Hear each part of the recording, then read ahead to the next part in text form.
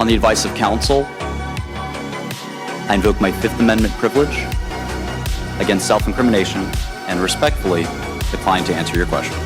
Quantum is not going to change the world like the internet did. Quantum's not going to change the world like AI is doing as we speak. It's really a farce, and it's a Me Tooism. It's a FOMO. I missed AI. I missed NVIDIA. I need the next thing. What's the next big thing? Well, look, there's stocks that are privately held.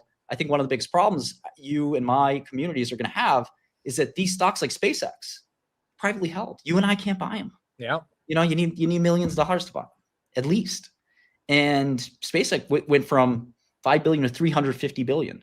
Sucks for you. Sucks for me. You're saying retail investors see the big guys make money by getting in early because they're accredited, and then they flock to Fartcoin to make up for that. But that you're chasing that. You want the SpaceX, you want the OpenAI, but guess what? You're not in that club, and you'll never be in that club. And I really like Palmer Luckey at Anduril. I'm proud to call a friend.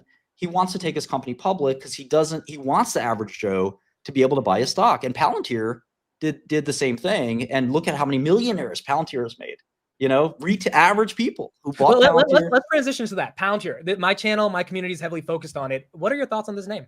It's an amazing company. You can't deny the unbelievable success they've had. As I said, I have a somewhat of a conflict of interest, but the LLM revolution is changing the world. What Palantir does, which I think a lot of people don't know, a lot of people say nobody knows what they do, et cetera, et cetera. It's not the case. In essence, what they're doing now is they're taking LLMs and going to businesses that don't understand how to implement them across enterprises. So right. You and I know how to use LLMs. Your chatbot.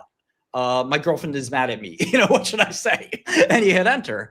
Or you ask it something more complicated. Even coders know how to use it to write code. I use it every day to write code. But at an enterprise, it's a little different. At an enterprise, you might have something like Coca-Cola has a invoices from around the world that they need to translate. So what they do is they hire translators, send them to the translators. They wait for the response back. It's a real pain in the neck, and you can't do it automated.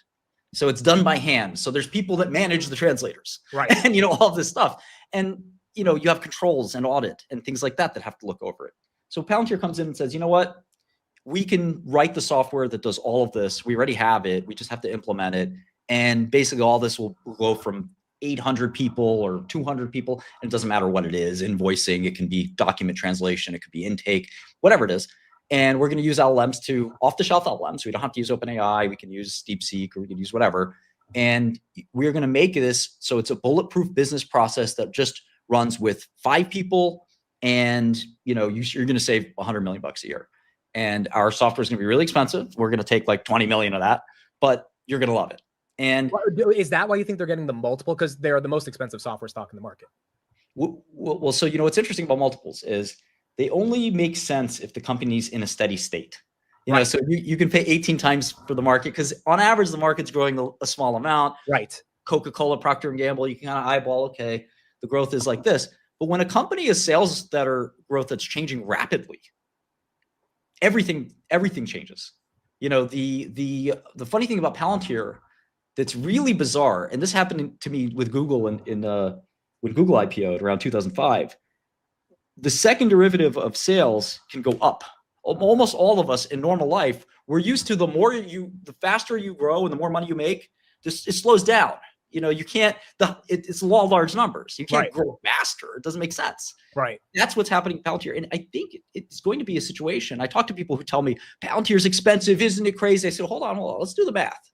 First of all, you have to look at free cash flow.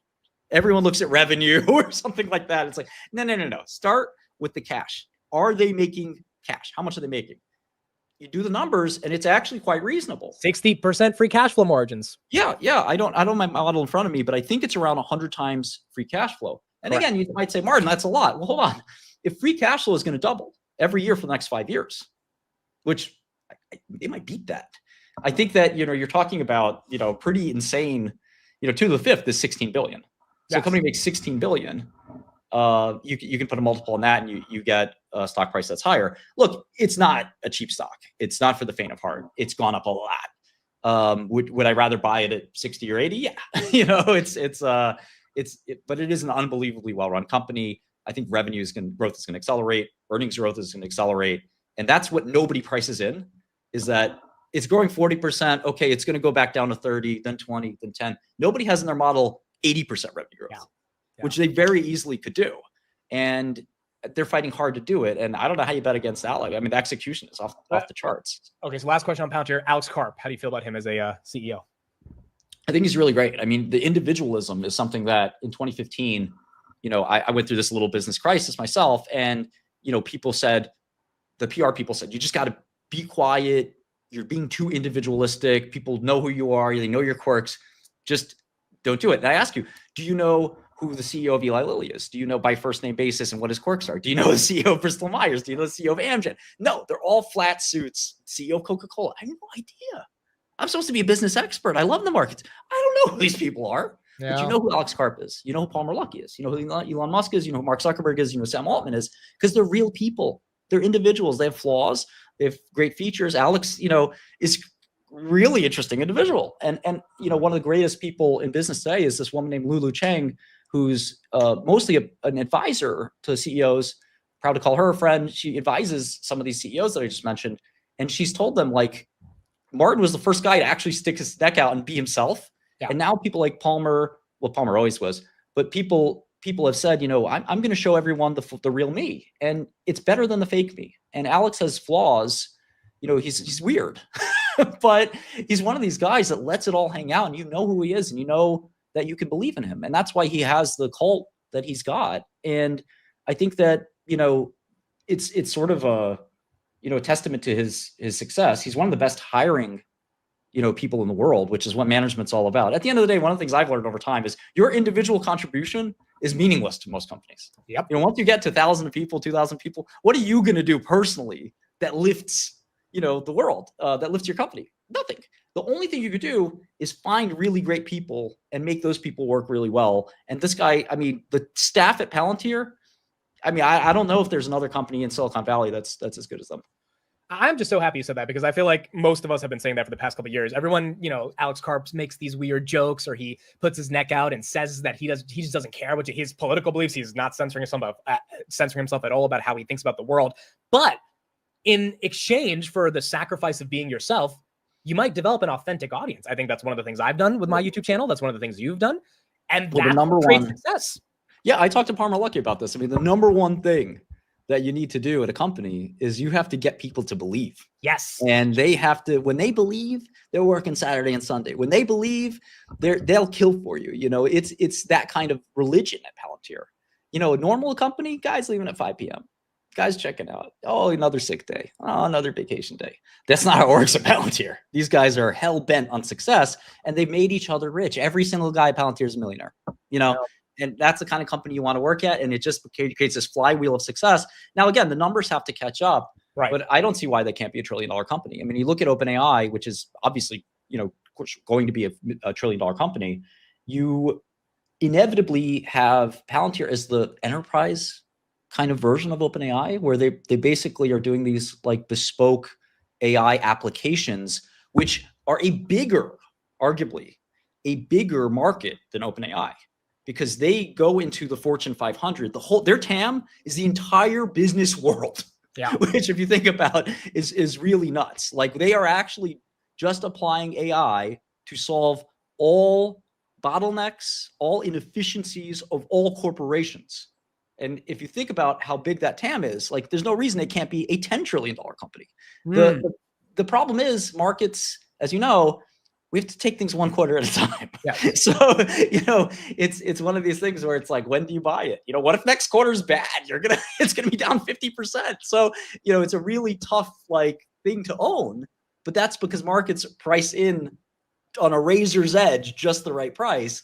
And you have to have this bet that he's going to execute to perfection and then some, and you will get rewarded if that happens. If he executes only well, look out below. It's going to be a rough stock to own. So it's one of these stocks where, during the tariff nightmare, that's the stock you buy first. That's like, you put it on a list and you're like, if it ever goes to this price, I'm going to buy it. But you still have to watch the quarters like a hawk, because if they say, look, things are slowing down, we're not able to execute as well as we can, it's Accenture that's somehow competing with them and doing really well in AI implementations, then you just have to call a spade a spade. But obviously, they're running circles around Accenture and Booz Allen and all these other old school systems integrators that just charge you a fortune. Like, this is how IBM is still a $200 billion company. Like, Wow. if IBM's a $200 billion company, just do 5x whatever IBM's worth. That's Palantir's worth. I love it. I love it. No, it's very encouraging to hear someone, because you are very valuation heavy. I watch your streams and you really go through the numbers. So everyone that I hear from the bear side of Palantir, been hearing for the past couple of years, is that it's expensive, expensive, expensive. But your Same thing happened 2006. Google went public. The Tiger Cub community, like I said, is very close. And there's this one guy who's like a little bit of a leader in that community, Steve Mandel, Lone Pine. Lone Pine became the second largest stockholder of Google. Wow. Second largest. And people said, Steve's crazy. How he bought like 4% of Google.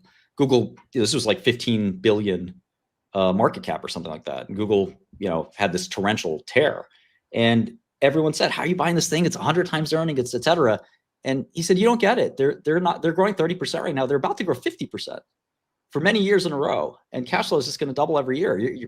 You're messing with the wrong business. You have to buy this thing. And he was right. And every traditional value guy looked at it and said, I can't own this thing. Yeah. But value isn't about a PE multiple. Value isn't about any multiple. Value is about what are the long-term steady state, when the business is kind of maturing and in a normalized situation. When that happens, what are those cash flows like? Is it $1 billion? Is it 5 billion? Is it 20 billion? For Google, it's about 100 billion. So, at the time, cash flow is like pretty meager. But you have to envision, what does it look like? And Palantir, when you think about it, you say, okay, if they are in the enterprise at every Fortune 500, fixing broken systems, fixing inefficiency. If you've ever worked at a Fortune 500, I have briefly, the whole thing's a shit show. The whole thing's a mess with the inefficiencies. So they go out there and say, you've heard our reputation. We're Palantir. We're like the, now they're the cool kid. Best. It used to be the weird kid 4 years ago. Now people want to partner with them, and because they're kind of the poster child of AI. So I agree. And they do it for the government. They say, if we can do it for the CIA, how can we do it for you? I think that they're going to just sort of run everything, and it's going to be as ever present as IBM was in the 80s and things like that. So I'd say Palantir is still a 3 to 5x at least. But it's one of these things. There's a value guy. You're really sticking your neck out. And you don't want to get disappointed because one bad quarter and that's all it takes.